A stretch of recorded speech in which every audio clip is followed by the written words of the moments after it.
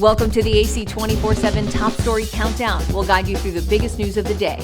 Our focus, advocating our rights, advocating equality, advocating health, and advocating Earth. Here's our pick for number 4. It's one thing to hear the rate of lava discharge was thought to be on a scale of hundreds of cubic meters per second in the first hours of Monday's volcanic eruption, as the Icelandic Meteorological Office, or IMO, said. Kind of an old adage in volcanology circles that the only constant is change. It's quite another to see a fissure opening stretching about 2.5 miles, the fourth and largest eruption in the area since 2021. The striking contrast between fire and snow, the intense glow visible from afar. Yet a geologist says this eruption may not be as disruptive as it appears. They are very dramatic to see, but this volcano does not produce the big ash clouds like when Eyjafjallajökull in Iceland erupted in 2010. The IMO says Tuesday the lava flow diminished to 1/4 its original size, with no reported impact on air travel.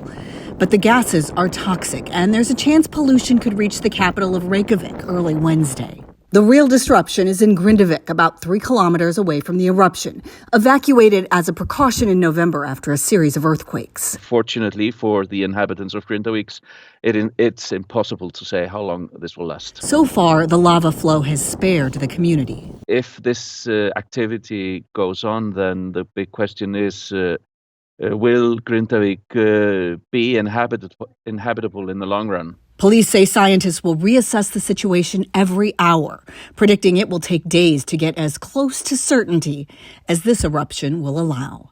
I'm Emily Schmidt reporting. TheAdvocateChannel.com looks at the world through the lens of equality and inclusion. Subscribe, like, and share now. AC 24/7's Top Story Countdown continues with our producer's pick for number 3. Winter break and the holiday season can be a relaxing time away from work and school for many of us, but it can also be stressful for some households. There's a big break in the routine, and that can be very disruptive to households where there are children with autism or sensory processing disorders.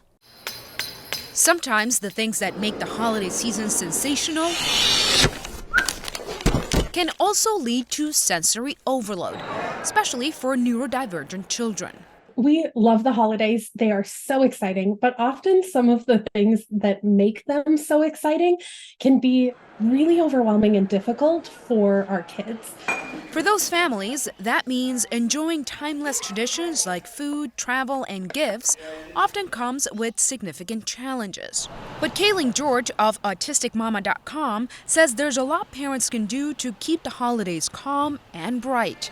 And it all starts with managing expectations. Focus on what is reality for our family right now. It may not look like the picture that's in your head, and that's okay. Setting expectations for kids, too, is key, particularly when traveling.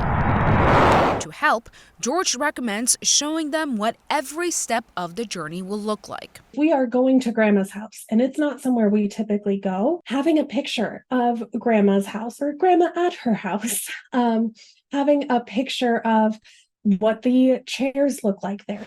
She also says to establish priorities and accept that your holiday may just be a little different. You are allowed to step back and say, right now, we're going to bake cookies and we're going to make it to the holiday. And that's as much as I can do right now.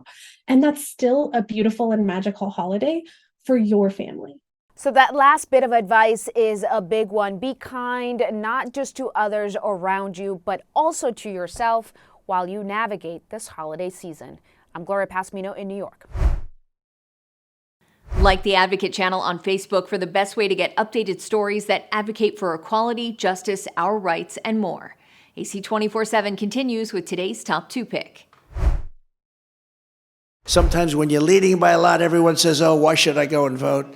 The margin of victory is so important. Donald Trump is back in Iowa tonight, with that margin of victory squarely on his mind. But the outcome of the Iowa caucuses, now less than 4 weeks away, may depend less on Trump than the work being done on this makeshift assembly line inside his campaign headquarters.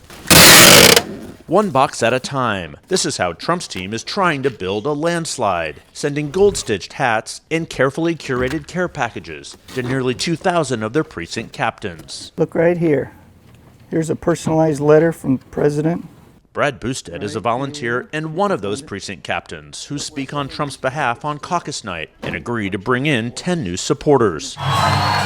In 2016, he supported Ted Cruz, who beat Trump here with the help of a stronger organization. Now, Boosted marvels at Trump's operation. Somebody's got to screw the lug nuts on the Cadillac, so the little jobs are the most important jobs. While Trump's extreme rhetoric often sounds the same in this campaign, When I'm reelected, we will begin, and we have no choice, the largest deportation operation in American history. his organization is dramatically different this time, driven by a sophisticated data-driven effort to find Trump supporters who have never attended a caucus before. In the last 3 months, Trump has visited Iowa more than a dozen times, hitting all corners of the state in a highly targeted strategy for a frontrunner not resting on a commanding lead. Here's one for you. From the moment you walk into a Trump event, the organization is apparent. Back at the campaign office, these commit to caucus cards are entered into a database. All right, I got you in there. Supporters are called within 3 days, which advisors say often didn't happen in 2016. We have the commit to caucus cards.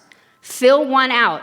There are people here who have not filled out one of these cards. We need all of you. Brenna Byrd, Iowa's attorney general and one of Trump's top supporters, warns against complacency. The polls don't matter. The one that really matters is caucus night, isn't it?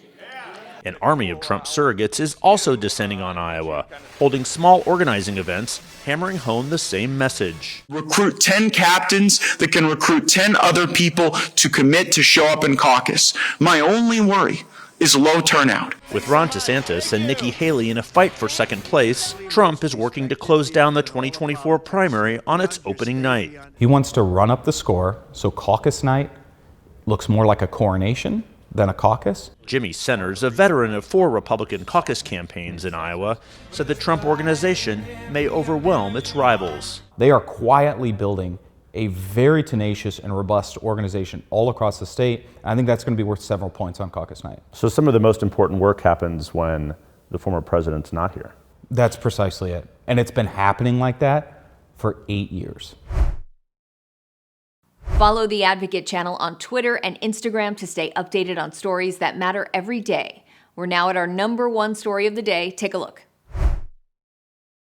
The Senate delayed their holiday recess in order to discuss immigration policies, but negotiations seem to be at a standstill. It seems like there's no way an immigration deal can be voted on in the Senate this week. That is a fact.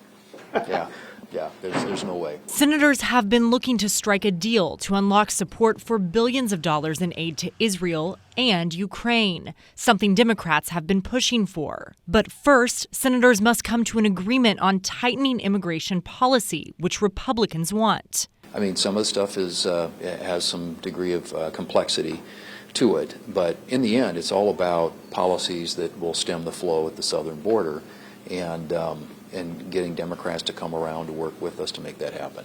While Republicans blame Senate Democrats and the White House for the impasse, Democrats say it's Republicans who need to meet them in the middle. As the past few weeks have been clear, Democrats have been willing to engage in good faith, realistic negotiations about border security. We agree the border must be fixed. But a recent CNN poll showed that more Americans are in alignment with the Republican Party when it comes to immigration. This debate is taking place on Capitol Hill as Republican presidential candidates campaign in early voting states. Former President Donald Trump has taken a dark tone on the trail when it comes to immigration, making comments the White House has called dangerous. Trump still holds a commanding lead in the polls when stacked up against his fellow Republicans and leads Biden in some swing state polling of a hypothetical matchup. Reporting in Washington, I'm Julia Benbrook. Thanks for watching the Advocate channel's top stories. We're on Facebook, Twitter, TikTok, and YouTube. Follow, like, and share, or check out advocatechannel.com for even more stories that advocate for you.